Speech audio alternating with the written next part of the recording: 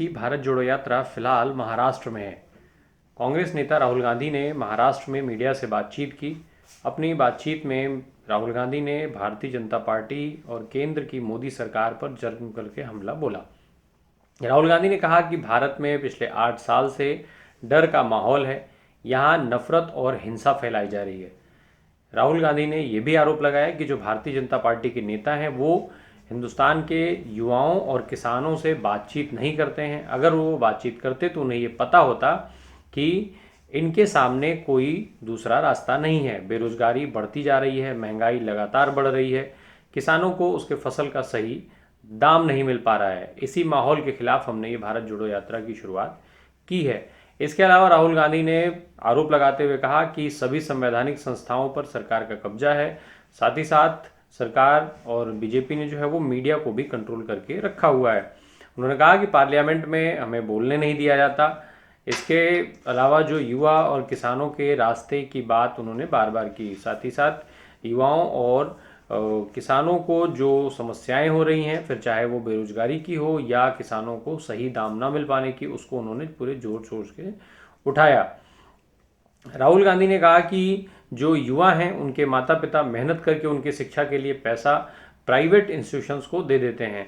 एक तरफ वो दिन भर काम करते हैं, दूसरी तरफ लगातार महंगाई बढ़ती जा रही है और तीसरी तरफ उनके जो बच्चे हैं उनका भविष्य का रास्ता भी अब बंद है।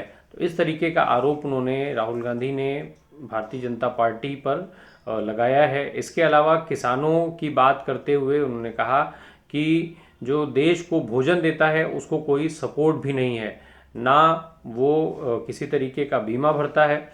लेकिन साथ ही साथ उन्होंने ये बात भी कही कि वो अपने फसल के लिए किसान बीमा तो भर देता है पर फसल खराब होने पर उसको कोई पैसा नहीं मिलता, उसका जो कर्ज है वो माफ़ नहीं किया जाता है। इसके अलावा किसानों की जो तीसरी समस्या है वो सरकारी अस्पतालों को लेकर के उन्होंने बातचीत की। उन्होंने कहा कि सरकारी अस्पताल अब बचे नहीं हैं, सरकारी स्कूल नहीं बचे हैं और ये असमानता को बढ़ा रहे हैं। कुल मिला के राहुल गांधी ने भारतीय जनता पार्टी पर अपने इस मीडिया से बातचीत में खूब कई सारे आरोप लगाए। उन्होंने भारतीय जनता पार्टी को घेरने की कोशिश की। इसके अलावा उन्होंने इस मौके पर सावरकर का भी जिक्र किया। साथ ही साथ मीडिया वालों को उन्होंने सावरकर की चिट्ठी दिखाते हुए कहा कि सावरकर जो थे वो खुद अंग्रेजों को उन्होंने चिट्ठी लिख करके माफ़ी मांगी और इसके अलावा उन्होंने लिखा कि वो उनके गुलाम बन करके रहना चाहते हैं। राहुल गांधी के इस बयान के बाद अब एक बार फिर से कई तरीके की कंट्रोवर्सीज बढ़ गई है। एक तरफ जहां गुजरात में विधानसभा के चुनाव चल रहे हैं, ऐसे में सावरकर का जिक्र करके राहुल गांधी ने भारतीय जनता पार्टी के लिए एक नया दरवाजा खोल दिया है। भारतीय जनता पार्टी अब इसको लेकर के लगातार राहुल गांधी पर हमले करने में जुट गई है। बहरहाल आप सुनते चलिए कि राहुल गांधी ने क्या कहा। ये जो लड़ाई है इसको सबसे पहले ठीक तरीके से समझना है। आमतौर से क्या होता है, लोकतंत्र में एक पॉलिटिकल पार्टी दूसरी पॉलिटिकल पार्टी से लड़ती है और जो युद्ध का मैदान होता है उसको जो देश के इंस्टीट्यूशंस होते हैं वो उस युद्ध के मैदान में फेयरनेस क्रिएट करते हैं। आज क्या है कि ये एक राजनीतिक पार्टी और दूसरी राजनीतिक पार्टी के बीच में लड़ाई नहीं है। और मैं सिर्फ कांग्रेस की बात नहीं कर रहा हूं। एक तरफ हिंदुस्तान के सारे इंस्टीट्यूशंस खड़े हैं, बोलना नहीं चाहिए मगर विपक्ष का प्रेस पे तो कंट्रोल नहीं है, हैगा?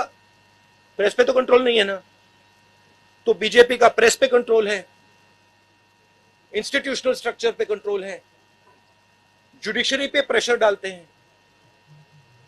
तो ये परसेप्शन सच परसेप्शन नहीं है, ये परसेप्शन सुपरफिशियल ऊपर का परसेप्शन है। मगर अगर आप नीचे जाएं और जनता से पूछें तो आपको बहुत एकदम दिख जाता है कि जनता क्या कह रही है और ऊपर परसेप्शन क्या बन रहा है, उसमें फर्क है। विदर्भ के किसानों की बात की,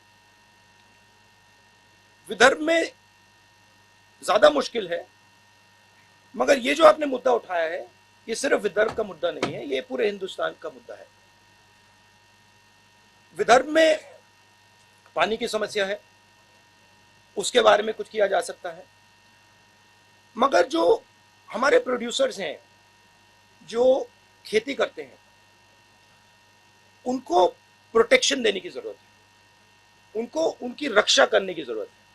जैसे कोई परिवार में कोई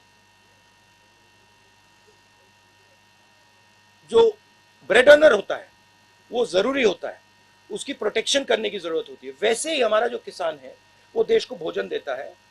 आजकल हमारी मेंटालिटी, सरकार की मेंटालिटी कि भाई हाँ देखो ये खेती कर रहा है उसको छोड़ दो, करने दो, सही रेट मिले ना मिले छोड़ दो, कर्ज माफी की जरूरत है नहीं छोड़ो। ये एटीट्यूड बदलना पड़ेगा, उसको सेंटर में लाना पड़ेगा, कहना पड़ेगा कि नहीं ये सबसे जरूरी चीज है और ये देश को भोजन देते हैं, ये 24 घंटा काम करते हैं और सरकार और देश का फर्ज बनता है कि वो इनकी रक्षा करे। अब रक्षा कैसे होगी? रक्षा उसको सही दाम देने से। हम न्याय योजना लाए थे, समझा दूं या आप जानते हो उसके बारे में? हर महीने हिंदुस्तान के सबसे गरीब लोगों को डायरेक्ट बैंक अकाउंट में पैसा, 72,000 रुपए साल के हर फैमिली को।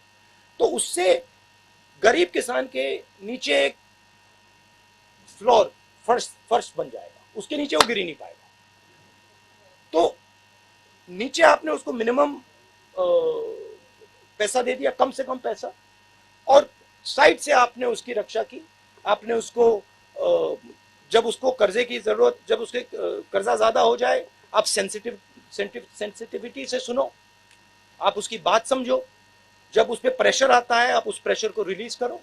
तो ये सब काम बहुत आसानी से किया जा सकता है। हमने यूपीए की सरकार में ये काम किया था। और आप विदर्भ के किसान से पूछो, जब विदर्भ को दर्द हो रहा था, यूपीए ने एकदम यहां पे पैकेज दिया था। ये देखिए, ये मेरे लिए सबसे जरूरी डॉक्यूमेंट है। ये देखा आपने? दिख रहा है आपको? और इसमें आप देख लीजिए, ये सावरकर जी की चिट्ठी है जिसमें उन्होंने अंग्रेजों को लिखा है। और मैं पूरी चिट्ठी आपको पढ़नी होगी, देख लीजिए, मैंने हाईलाइट भी कर रखी है, मगर मैं सिर्फ आखिरी लाइन पढ़ना चाहता हूं। अंग्रेजी में लिखी है तो मैं अंग्रेजी में बोल देता हूं। I beg to remain sir your most obedient servant V D. Savarkar. Hindi में ट्रांसलेशन कर देता हूं, सर मैं आपका नौकर रहना चाहता हूं। ये मैंने नहीं लिखा, ये सावरकर जी ने लिखा है।